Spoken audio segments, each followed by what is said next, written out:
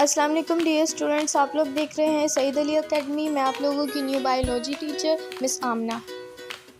और आज हम लोग चैप्टर नंबर 2 पढ़ने जा रहे हैं 9th क्लास का, जो कि है सॉल्विंग अ बायोलॉजिकल प्रॉब्लम। तो स्टूडेंट्स, हमारा अब का टॉपिक है mathematics as an integral part of scientific process. मतलब मैथमेटिक्स जो है वो एक इंटीग्रल मतलब एक इम्पॉर्टेंट पार्ट है साइंटिफिक प्रोसेस के या बायोलॉजिकल मेथड के। तो हमारे पास तो फर्स्ट लाइन हमारे पास लिखी है, imagine that you are a biologist studying the insect population. मतलब पहले हमारे पास लिखी हुई है लाइन, हमें बताया गया है कि स्टूडेंट्स इमेजिन करें कि आप लोग एक बायोलॉजिस्ट है। बायोलॉजिस्ट वो जो क्या कहते हैं, बायोलॉजिकल चीज़ों पे स्टडी करने वाले जो एक पेशा है उसे बायोलॉजिस्ट का दर्जा दिया जाता है। वैसे वो जियोलॉजिस्ट भी हो सकता है, बॉटनिस्ट भी हो सकता है। इसकी टू अदर ब्रांचेस है। वैसे मैं सारे टाइम इन्हीं दो की बात करती हूँ, एक जियोलॉजी और बॉटनी की, पर इसके अंदर एक मॉर्फोलॉजी भी है फील्ड है जिसके अंदर हम माइक्रोस्कोपिक ऑर्गेनिज्म सर्च करते हैं। वो खैर वो सारी आगे की बातें, हम चैप्टर से रिलेट बात करते हैं। तो लिखा हुआ है, imagine that you are a biologist study the insect population. यानी आप एक बायोलॉजिस्ट हो और स्टडी कर रहे हैं इंसेक्ट की पॉपुलेशन को, यानी कीड़े और जानवर जो छोटे लिविंग ऑर्गेनिज्म होते हैं ना, कीड़े वगैरह, उनकी स्टडी कर रहे हो कि भाई कितनी है। अब कितनी क्या मतलब, कितनी का मतलब ये नहीं कि हम लोग पूरी दुनिया के इंसेक्ट्स गिन रहे और उनकी स्पीशीज गिन रहे, फाइलम्स गिन रहे, और वेदर के वो क्या कितनी स्पीशीज रखते हैं या उसके कितने फाइलम्स हैं या कौन से किंगडम से बिलोंग करते हैं, ये सारी टेक्नोनॉमी स्टडी में आता है। और उसके अलावा हम सिंगल सिंगल कीड़े को गिन रहे हैं, तो ऐसा कुछ भी नहीं कर रहे। हम कर रहे हैं अलग अलग रीजन्स में जाके सर्च कर रहे हैं। हम लोग सर्च कर रहे हैं कि हमारे रीजन के अंदर इस कीड़े की पॉपुलेशन कितनी है, मतलब ये कीड़ा यहाँ पे कितनी पॉपुलेशन रखता है, या दूसरे रीजन में कितनी पॉपुलेशन रखता है, या ये कौन से सीजन में यहाँ पे ज़्यादा होता है, या ये कौन से सीजन में कौन सी रीजन में ज़्यादा होता है। तो हम लोग ये सारी स्टडी करते हैं। अब इन सब चीज़ों की स्टडी के एक डेटा एनालिसिस पार्ट आता है, जब हम लोग इन सब चीज़ों को काउंट करते हैं। हम इन सब चीज़ों को काउंट करते हैं कि हमारे रीजन में इतना है तो वहाँ के कितना है। तो अब हम ऐसे नहीं बता सकते ना कि हम अंदाजे से बता दें कि जैसे हमारे मुल्क में जितने सितारे नज़र आते हैं उतने कीड़े, हम ऐसी बात तो नहीं कर सकते ना, ये एक बेवकूफ़ी होगी। तो जाहिर सी बात है हम उसका एक नंबर में बताएंगे कि इतने नंबर ऑफ स्पीशीज जो हैं, इतने नंबर ऑफ फाइलम्स जो हैं, या इतने नंबर ऑफ अलग अलग कीड़े, अलग अलग जानदार जो है प्रेजेंट है हमारी कंट्री के अंदर।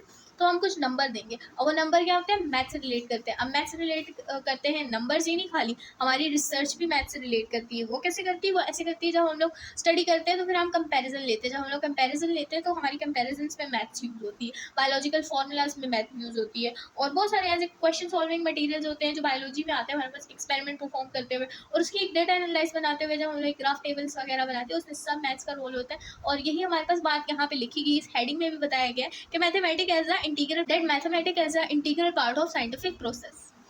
तो स्टूडेंट्स, यहाँ पर हमारे पास यही बात बताई हुई थी कि नेचुरल फिनोमेनास को स्टडी करने के लिए, उनकी मेजरमेंट्स रखने के लिए हम मैथ्स यूज करते हैं। नेक्स्ट हमारे पास पैराग्राफ में लिखा हुआ है, biological mathematical biology is a field of research that examines mathematical representations of biological systems।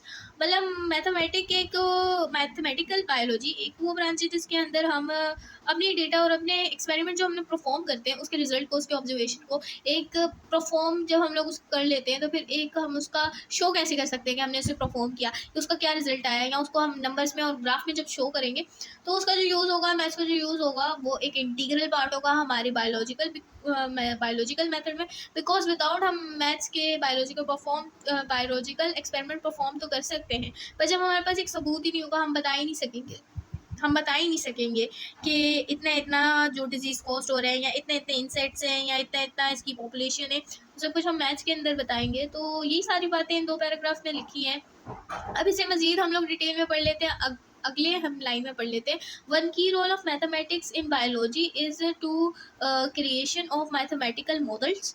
Mathematical models students वो मॉडल्स होंगे जैसे कि हम लोग कोई ग्राफ बना लेंगे, या तो फिर हम लोग कोई पाई चार्ट बना लेंगे, या इसके अलावा हम लोग कोई डेटाबेस कर लेंगे, और ये सब चीज़ें जो होंगी वो मैथमेटिकल मॉडल्स में कहलाएंगी। फिर है there occurrence such as organism behaviour pattern, population changes over time, और स्ट्रक्चर ऑफ प्रोटीन। इसमें मैथ्स बहुत यूज़ होती है स्ट्रक्चर ऑफ प्रोटीन में। जब हम लोग स्ट्रक्चर ऑफ प्रोटीन बनाते हैं, या हमारे पास ऑर्गेनिक केमिस्ट्री में आएगा, जब आप लोग फर्स्ट ईयर की स्टडी करेंगे ना, देन यू विल नो कि मैथ्स जो है हमारी केमिस्ट्री में और बायो में किस तरह हमारे साथ साथ रहती है हर जगह।